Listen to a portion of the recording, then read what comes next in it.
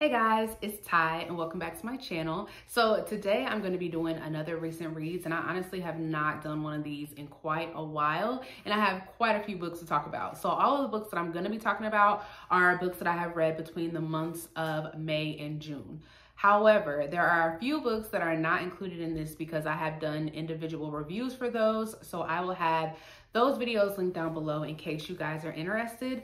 But we're gonna go ahead and get started, and we are going to start with the 3 books that I have recently DNF'd. So the first book that I have here that I unfortunately had to DNF is Butcher and Blackbird by Brynne Weaver. This is the first book in the Ruinous Love trilogy, and this book has been getting so much love and so much hype, but I just did not feel that way. So we're following Rowan and Sloane, and they are serial killers, but they're more like vigilantes because they go out and kill bad serial killers.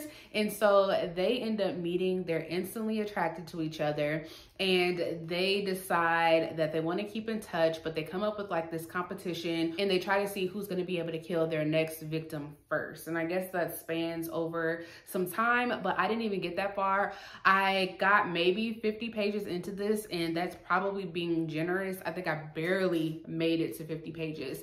But my biggest problem with this and why I just was not enjoying it is the characters. They were supposed to be older, but they read to me really young, and like the jokes and their banter, it was just not funny. I did not giggle, I did not laugh, I did not find this entertaining, so I just decided to put it down. The next book that I DNF'd is Women of Good Fortune by Sophie Wan. This is actually one of my most anticipated reads for this year, and it did not work for me, but this is a adult fiction. We follow 3 friends. We have Lulu, Jane, and Rena. The main friend that we're following in this is Lulu, because the book takes place in Shanghai, and she is supposed to be marrying this guy that she doesn't really want to marry, but her family is kind of like pushing her into it because he's wealthy. And so she obviously agrees, but she's not happy, and her friends know that she's not happy. And so they come up with this plan that on the day of the wedding, they are going to steal all of the gift money. And so they all have different plans for this money. One wants to get out of Shanghai, I believe. Another one wants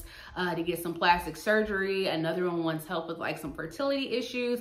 And so it seemed like this was going to be a book that was right up my alley, but it was just really slow. It was really boring to me. This did not focus on the heist aspect of the book like I wanted it to, because that part is what drew me into this and made me want to pick this up. It talked more about these characters and their backgrounds and why they were so unhappy in the situations that they were in. That's all good and fine, but I wish that there was a better balance between us getting that information and us seeing them like plan the heist. So I think maybe I got 100 or so pages into this before I put it down, but I would like to try something else from this author, but that book just didn't work for me. The last book that I had to DNF is A Love Song for Ricki Wilde by Tia Williams. This is another adult romance, and I was hesitant going into this because her really popular book, 7 Days in June, is loved by all,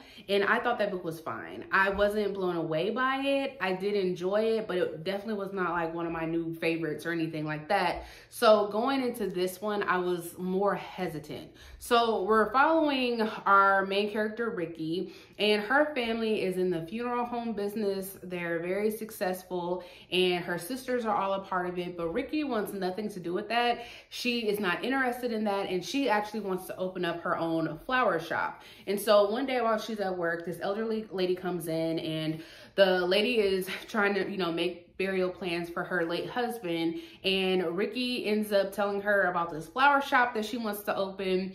The lady offers to give her brownstone. I think it was in Harlem, and Ricki agrees. And then we watch Ricki as she is opening up this flower shop. And at the point that I stopped in this book, she did run across this mysterious man, but that's as far as I got. I just was not interested in the character of Ricki. I for damn sure was not interested in her talking about this flower shop that she was opening. Those parts were extremely boring to me because I'm not into flowers, so I could care less about a flower shop that you're trying to open. And then there were some flashback scenes where I think they take place in like the early 1900s with this character named Breeze, who's an up-and-coming musician. I have no idea how that tied together with our current timeline, but every time we got his timeline, it kind of like took me out of the story because I just didn't know what was going on. There's also a magical realism aspect to the story. I did not get to that point, but I have seen quite a few reviews where people did not enjoy that. So to me, I think it was probably good that I just decided to put this down because I don't think I would have enjoyed it had I finished it. So now I have a couple of 2-star reads. The first one being When the Reckoning Comes by LaTanya McQueen. This is a adult horror, and it really pains me that I had to give this one 2 stars because I saw a lot of good reviews, and based off of how other people were describing it, it sounded like something that I was going to enjoy. So in this, we're following our main character, Mira. She's a Black woman and she no longer lives like in her hometown. But one day she gets a call from her old best friend, Celine, who is a white woman. And Celine invites Mira to her wedding and lets her know that her wedding is going to take place on a renovated plantation. Mira decides that she's gonna go and take part in this. And of course, like, this plantation is haunted. So just saying the synopsis of this just sounds like something that I would have enjoyed, but it's not. This was super slow. We spent a lot of time, this book is not long. We spent a lot of time getting some background into like the friendship. So it's Mira, Celine, and then there was this other guy. I think his name is Jesse. Don't quote me on that. But they were all 3 best friends. There was an incident that had taken place back when they were younger, which is tied into what's going on to the plantation. But I just didn't think that we needed to spend half the book talking about what happened back then. I wanted to know and see more scenes about this haunting at this plantation, but we didn't get much of that. And then the ending was like extremely fast. I just think that if the book was a little bit longer and we could have spent more time at the plantation in the present, I would have enjoyed this more, but sadly, I just did not. The other 2-star read that I have is No One Can Know by Kate Alice Marshall. This is another one that was kind of a disappointment because I liked her release last year. Things in the Woods. What was Lost in the Woods? What Lies in the Woods. I really enjoyed that one. So in this is a adult mystery. We are following our main character, Emma. And Emma has just learned that she's pregnant, and she finds out that her husband has been laid off from his job, so they can no longer live, or they can no longer try and move into this house that they have been trying to purchase. So her husband is like, you know what, maybe we should move into your parents' old house. And she was like, well, my parents were murdered and I was the prime suspect. And he was like, oh, okay, well, I think we should move there anyway. So they moved back to her parents' old house, and some secrets start to be revealed between Emma and then her sisters, Daphne and Juliet, because no one really knows what happened the night of the murder, not even the sisters. They all kind of were like suspecting each other, but Emma kind of like took the fall and took the blame for that. So there's a lot of secrets that were being revealed. I just didn't really care for this. It was something to listen to because I listened to it on audio, but it definitely did not really grab my attention in the way that, you know, I like my mysteries to do.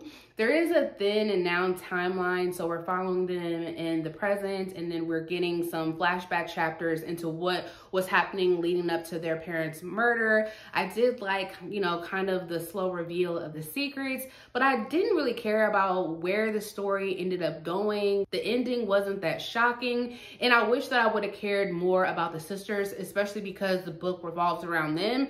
But I didn't. So yeah, I had to give this one 2 stars. Moving on to my 3-star reads. The first one we have here is The Duke and I. It's a Bridgerton book by Julia Quinn, adult romance. And I really had no intentions of trying to go back and reading the source material for the show, but because I just enjoy the show so much, I decided that I wanted to go back and read it. So this first book is Daphne's story. She is in a romance with the Duke Simon. There's a fake dating trope in this, and they're also not being truthful with each other. This was fine. definitely enjoy the show way more. And it was just funny that while I was reading this, it was definitely hard to picture the characters, especially the character of Simon, because these are two totally different characters. They were like, you know, Simon and his blue eyes in the book. I was like, that is not the Simon that I know. So this was fine. There are definitely some scenes in here that we did not see in the show and vice versa, but I am looking forward to going ahead and continuing on with this series. So the next 3-star read that I have is Funny Story by Emily Henry. I didn't even go out and buy the new Emily Henry this year because her books have just been so mid for me that I just didn't want to purchase a book. So this is a adult romance, and we are following our main characters, Daphne and Miles, and they are in a crazy situation. So Daphne was set to marry this man, and then Miles was set to marry this woman, and their partners were actually best friends. And I think it was like the night of Daphne's fiance's bachelor party that he reveals that he is in love with his friend who is Miles's partner. And so they get together, leaving Daphne without a place to live. So she ends up moving in with Miles, which is his partner is now dating her fiance. It's a mess. And as soon as I found out how messy this was, y'all know I was hooked. So they're both trying to get over this relationship. They have become roommates. They kind of like live two different lives. He works at a winery. Daphne is a librarian. And so they kind of spark up a friendship that turns into a romance. And yeah, that's the basic plot of this book. I thought it was fine. It is one of Emily Henry's better books to me. Her book that she came out with, Happy Place, I thought that was okay. And then the book before that, I thought that was okay. I did enjoy this one significantly more. I definitely enjoyed the character of Miles and just like how sweet he was to Daphne. I enjoyed, you know, reading about this crazy situation that they were in. And I also thought that this story had some really fun side characters. So we meet Ashley, who is a co-worker of Daphne, and then I thought that Miles' sister Julie, I think she was hilarious. So I definitely like the side characters, but overall I thought this was another book that was just fine. It's definitely not anything that is memorable to me. I enjoyed it while I was reading it, and that's about it. So the last 3-star read that I have is Mal Goes to War by Edward Ashton. If you guys remember, I absolutely love the book Mickey 7 that was written by this author. It's one of my all-time favorite reads. And so when I learned that he was coming out with another book, of course I had to run and pick this up. Well, I got it on my Kindle, but I also did a buddy read with this with my friend Nakia over at Nakia's Hideaway. You guys should follow her. She reads a lot of horror and mystery thrillers. She also reads a lot of children's books. So if that is your thing, I would definitely go ahead and check out her channel. I will have her channel linked down below. But we both really enjoyed Mickey 7. We buddy read the second book in that duology, and so we decided to go ahead and buddy read this one. And we both had the same reading experience. So this is a adult sci-fi. We are following this AI by the name of Mal. And so when the book starts, there's a war that's going on, and it's between like the Federalists and the Humanists.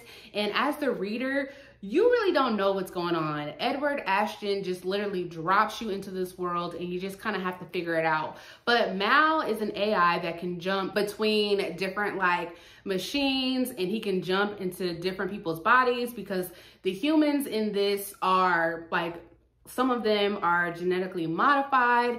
And so I guess like the hardware that Mal is a part of shuts down. And so he ends up joining with a group of humans, kinda, some of them are modified, and he is trying to figure out, I guess, like what other hardware, or how to get his hardware turned back on. Something like that. What I loved about this story was the characters. I love the character of Mal. I also loved this other character that we got. Her name is Kaylee. She's like a 5 or 6 year old, but she's like a modified human. And she talks like she's a grown woman, and just like trying to visually picture her. She is hilarious. She kind of reminds me of Chucky, because she's kind of scary. She is a really good fighter, but all I picture is like this little toddler. But I love the side characters. There's other side characters that we meet along the way because Mal does like a lot of body jumping and like machine jumping. He jumps into like a lot of drones. And so I loved the characters in this. This is what sold me on the story. So what I struggled with, and it's the same thing that Nakia struggled with, is just understanding what was happening. It kind of felt like to me, as soon as I was trying to understand like what was going on in this world and what was going on with this war that we were in the middle of, we would get some more information and then I was confused again. And so at the end of the book, they kind of like give us a chapter where it's explaining what this war was, but I think that left me in more of a state of confusion. But overall, I mean, it's hard for me to even explain what the book is about because I didn't understand a lot of what the book was doing. But what I do know is that Edward Ashton can really write some fun characters. So even though I was lost majority of the book, I did really enjoy the characters and I still plan to pick up more from this author. So moving into my 4-star reads. So the first one is actually a surprise. This was an arc that I received on NetGalley, and it's How to Age Disgracefully by Claire Pooley. It's an adult fiction with a lot of humor. And so in this one, we are following this group of senior citizens who have just joined a senior citizen club at this like center that is unfortunately about to shut down. And in this center, it not only has like the senior citizen group in there, but it also has like a daycare and it has like AA meetings in there and some like other meetings. And so people are really upset that this center is about to close, especially this senior citizen group. And so we're primarily following the members of this senior citizen group, and the characters in this book are freaking hilarious. The things and the trouble and the drama that takes place between these people that are in their 70s is hilarious. I don't typically laugh out loud at a lot of books that I read, but this one had me laughing out loud. I really liked all of the characters, especially our 2 main characters.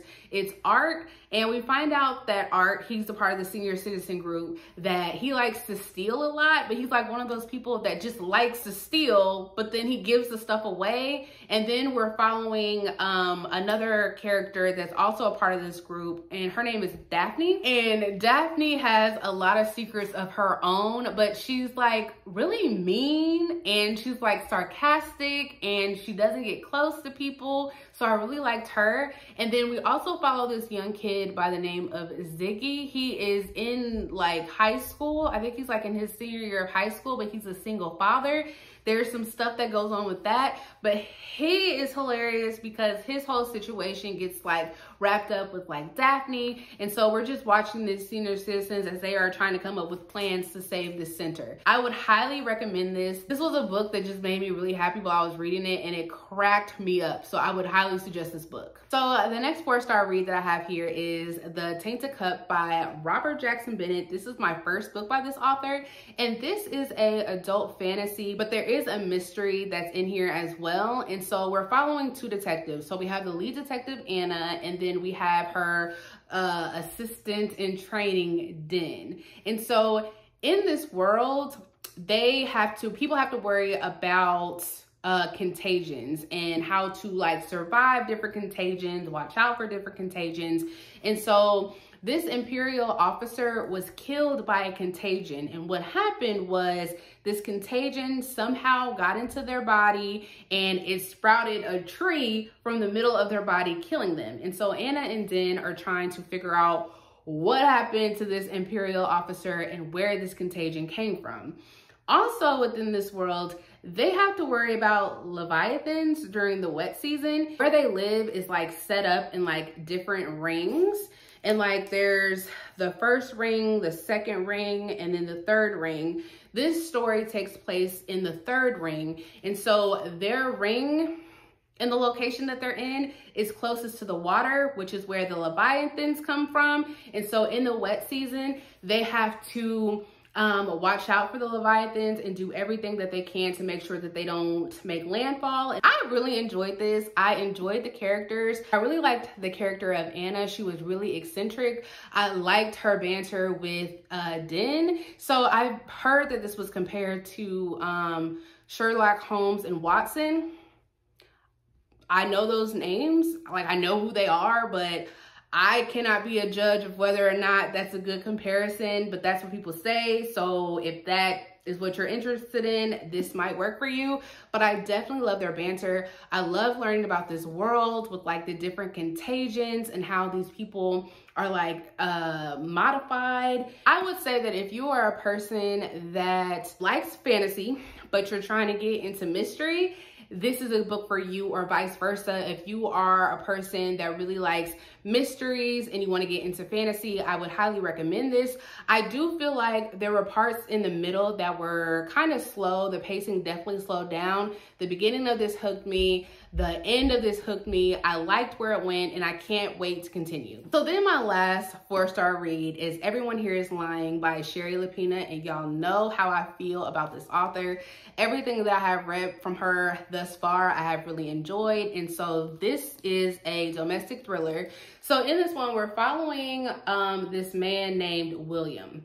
And at the beginning, don't worry, it's not a spoiler, we learn that his affair that he's been having on his wife is ending. So the lady that he was having an affair with has just told him that she wants to stop. And this has like pissed him off. And so he's upset. He ends up going home and finds his young daughter Avery is at home. And so they kind of like go back and forth a little bit, and a situation happens between them. He leaves the house. By the time he gets back, he's notified by his wife and his son that Avery is missing, and all eyes are on William. I enjoyed this. I enjoyed where this story went. This follows a lot of different characters. So we're following William and his family, and then there are some other families that are tied up in this. And we're also following like the POV of a detective that is interviewing like different people in the neighborhood, trying to figure out what happened with Avery. I just love this. I love the drama of it. I liked where it turned out. William got on my last nerve. Like the decisions that he was making really made me upset. But I enjoyed this, and I cannot wait to continue with another book from her, which I think the next one that I'm going to pick up is either her newest release that's coming out or The Couple Next Door that I recently got from Book of the Month, but I can't wait to pick up more. So now I'm going to be moving into my 5-star reads, and we're going to be starting with a nonfiction that is While You Were Out by Meg Kissinger, an intimate family portrait of mental illness in an era of silence. So I lied to you guys earlier this year and I said that I was not going to be rating any like nonfiction or any memoirs specifically. And that was because I just felt like, who am I to judge somebody's story? Like if I read a nonfiction, like someone's memoir, and I don't like it, I just don't feel right rating it low because that's that person's story. However, I changed my mind on that in terms of if it's a 5-star read, because if it's something that I really enjoy, then I do want to go ahead and rate it 5 stars, especially on Goodreads. And so that's what I did with this. I do have to go back and change some of my ratings because all of the nonfiction that I've read thus far, I have not rated. And so some of them, a couple of them I know for sure I want to give 5 stars to, so I'm going to have to go back and update that. But anyways, I rated this one 5 stars. I thought this story was like really heartbreaking because we're following Meg and her family, and she has a huge family. I think it's like eight of them, so like 6 brothers and sisters, and they all have like some form, not all, but a majority of them show like some form of mental illness. And it actually started with her parents, especially her mom. And so while they were growing up, they noticed that their mom was like missing a lot of the time, and they eventually found out from, I think it was like their grandmother, that their mother was like in and out of psychiatric hospitals.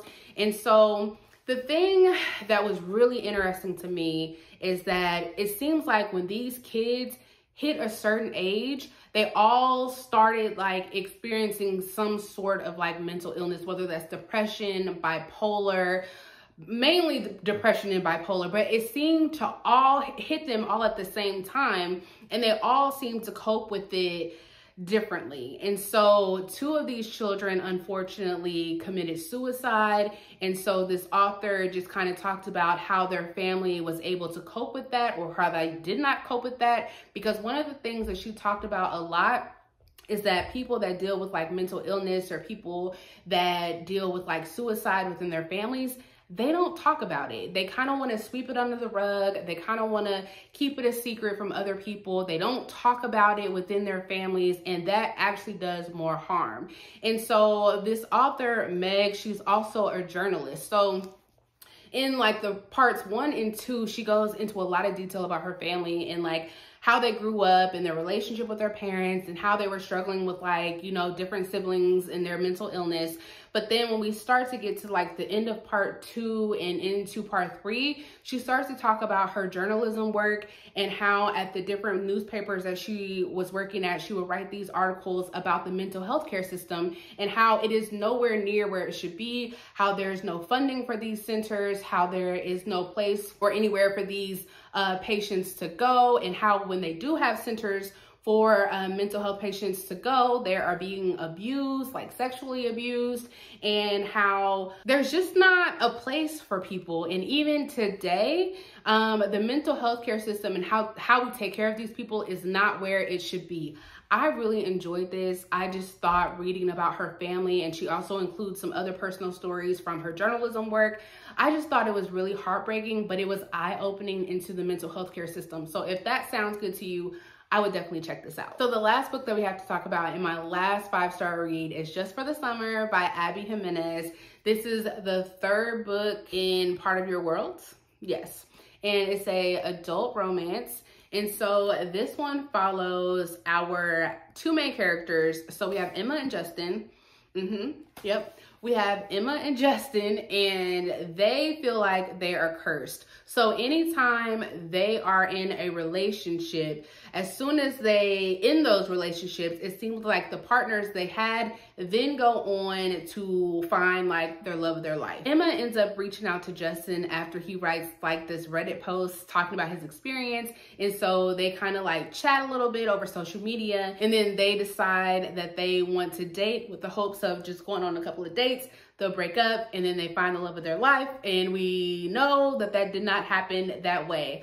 I love this story. I really loved the characters of Emma and Justin and like their relationship, especially with Justin, because he was just so cute and sweet with Emma. The thing that I've learned that I really liked about Abby Jimenez's books, and I've only read 3, the 3 that are part of the series, is that she includes heavier topics outside of just the romance. I do really love the romance, but I also love the other stuff that she talks about. So in this, Justin is having to take on the responsibility of raising his siblings. So there was an incident that took place with his mother that is sending her away. And so now he has to become the primary caregiver for his young siblings. Like one of them, I think, is like a baby. And so Emma is also dealing with her relationship with her mother, because her mother has been like neglectful throughout her entire life, and then her mother just like randomly shows up and causes chaos in her life once again. And so we see how both of their situations with their mothers bringing them closer together, but we also see how these characters deal with that outside of each other. And I just really enjoyed that. So I would highly recommend this series. I would say I don't necessarily think that you have to read them in order. However, in this one, it does reference a lot of the characters from the other 2 books. So if you like to be in on that, I guess, while you're reading, then you would want to read this in order. But if you have not read those 2 books and want to start with this one, I think that's fine. You're not missing out. But again, I absolutely love this one, and I cannot wait to pick up something else from Abby Jimenez. So that is all that I have for you guys. Again, I will link any videos for reviews that I've done for books that weren't included in this in case you guys are interested in that. But I will see you guys next time. Bye.